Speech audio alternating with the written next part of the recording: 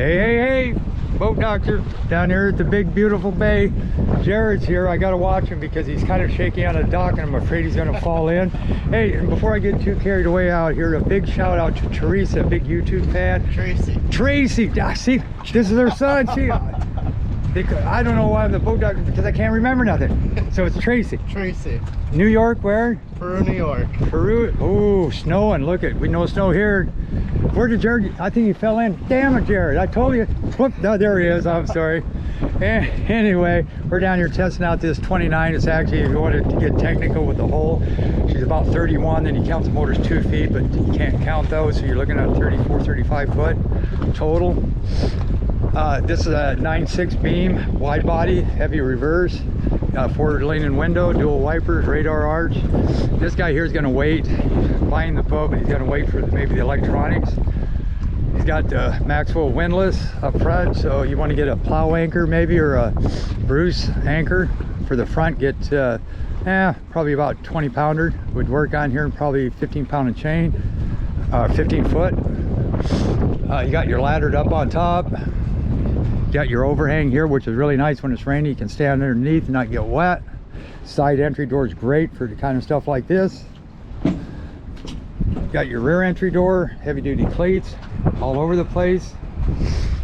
Fish boxes, and I already did a video prior to this. It's on YouTube.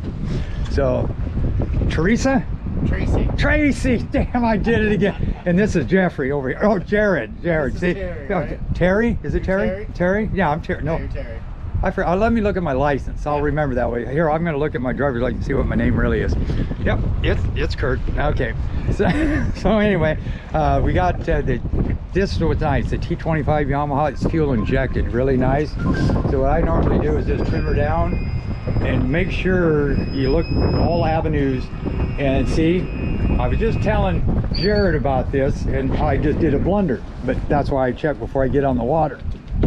This got a block right here, and you want to do that because you can lose that, will sink right to the bottom. And again here,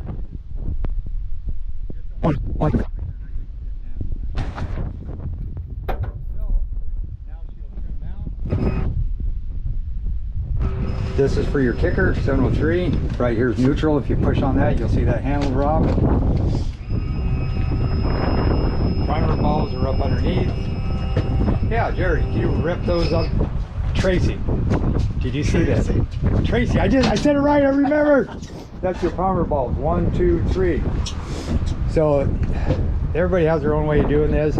I just go and reach and give it a quick pump on each one of those. Just that way you're good to go. You shouldn't run them dry because it can ruin your fuel pumps. And now I can't even remember what these 250s. You know, I can't remember. I'm just thinking they're 250s. I could be wrong because I don't think they're 300s. 300s.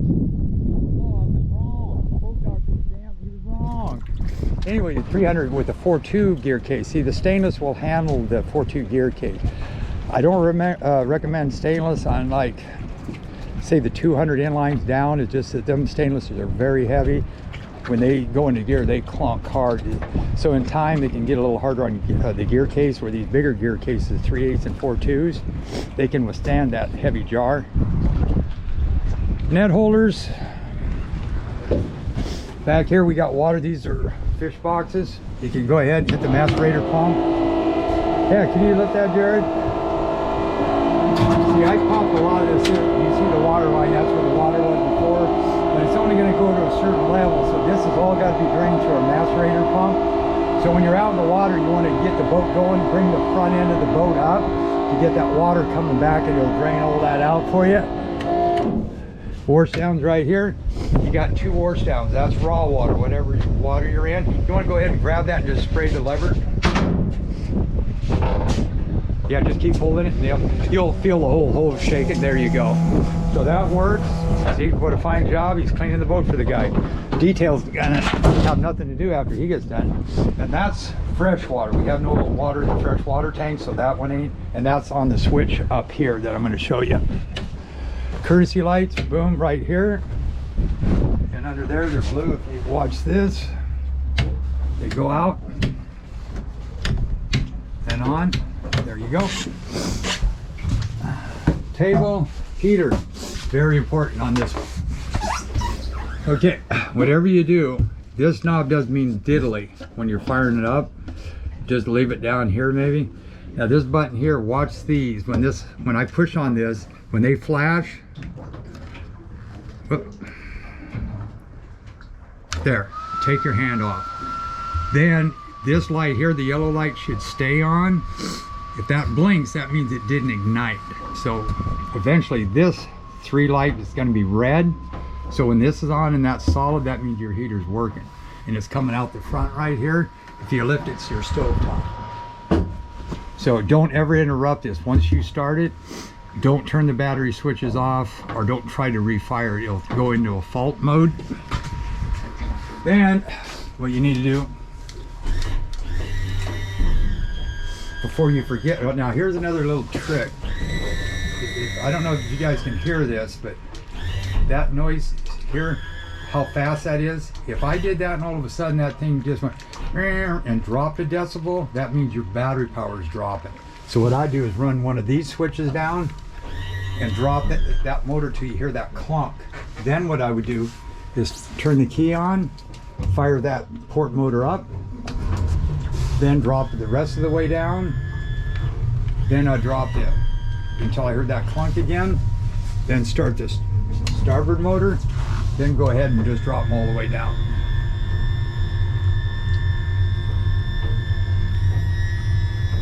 There you go. Now I would do that before I parked the trailer. Just drop them in the water. Just the reason is because if you go up and park that rig and you come back, people are hurrying you. Hey, hurry up, goddamn! You're going to forget to trim them down. Now you started them out of the water, which then can, through time, if you kept doing that, it's going to blow out your impellers and your water pumps. So anyway, these 300s and the 250s, these start automatically. So once you push this button, just take your finger off. They're going to spool and start up. The other motors, you got to hold it on for 2 to 3 seconds before they fire. And then to shut it off, you just go there. Now we got the kicker motor down, because the reason I do that is I make sure, now this is fuel injection, so you don't have to give it any gas, any other settings. Don't push in on the key, just turn it. It's hard to hear those when they're running. There, how easy was that? And there's a little light that will come on right in where the latch is. It'll be red, and when it fires, it's going to go out. But if you see the red on, that means it didn't fire up and you didn't get no water coming out. But you can look at it, you can see it shaking. But that's the bonus. It's cold outside, about 39, 38 degrees. And we're going to have a little clearing. It's coming out south-southeast. Tide's going out. It'll be slack here in about an hour. So that's running. Then what I do is I bump it just to make sure they hook the cables up right. So now that I know. And the reason why I do this is this had an anchor. I'm going to see if it had an anchor too, which it don't. You look at all things that could happen to you. Like right now, if I went out on these motors, I went drifting right about there. There's a ship that normally anchors right there for the logs. Those quit. I want to make sure that kicker motor fires up and runs. Now, if that doesn't start, I would say, oh, I got the anchor, so I could drop the anchor, but in this situation, I wouldn't have time. So I want to make sure all these motors for backups are working right. So we trim that up. Now, I got the key switch turned on. You can look up there and it says neutral. Neutral. Or you can feel it. Like right here, if you don't feel a click, that means you're in forward. Right here, you're in neutral. Right here, you're in reverse. So you can feel that. There's a little indentation here you can look at. Then you have to hit this. This has got to be solid blue. But now this doesn't have the key switches back here, but if it did, you could have started the motor. So basically make sure these are in neutral. Then come up here, you got to hit the station button right here. Then you hit and fires it up. Then you come back here, and these don't, on the water, you see how they're spitting? That's starting to come, this is starting to come. These take longer because they got to get to V6, so it takes longer to get through the block, get your water coming out the P2. And these are like this. So take a video when you first buy the boat, starting up, look at the motors so they ain't shaking. Make sure you got water flow, the sound of them. The video will help you out down the road because it's a new boat, so you're going to get out. Everything on the first run when I take you out is going to be smooth, quiet. Now all of a sudden you're going to start hearing things. That's why I say do the video and look at the water flow, because you can go back at the video and say, oh no, that's how it peed. That's fine, because that one's going to pee water a lot faster than these will. So that's normal.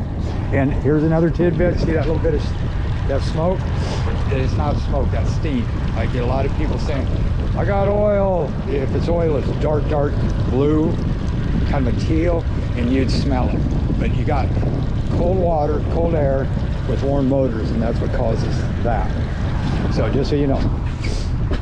And you come up here, see right here, red light, solid. This is putting out heat.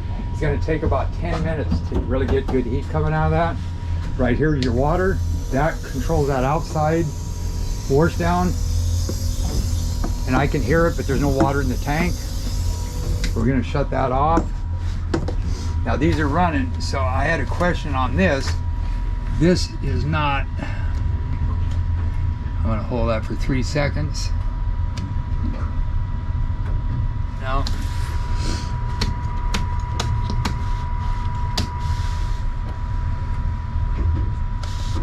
So we got to look into that. Remind me to write that down on the voltage panel. So that should have came on.